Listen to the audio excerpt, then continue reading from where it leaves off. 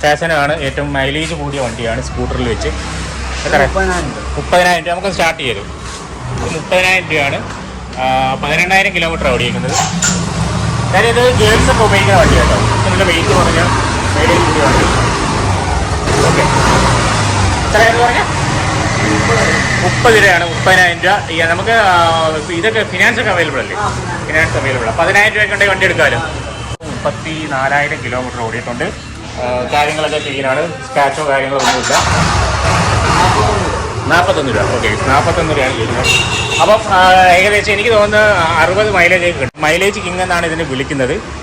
സ്കൂട്ടറിൽ വെച്ച് ഏറ്റവും മൈലേജ് കൂടിയ വണ്ടിയാണ് ഫാസിനോ യമഹയുടെ. ഓക്കെ, അടുത്ത ഒരു യമഹയുടെ Fascino.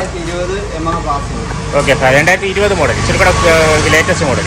2020 model Yamaha Fascino black colour. നല്ല ലുക്ക് ഉണ്ട് കേട്ടോ കാണാൻ. ഓക്കെ, 40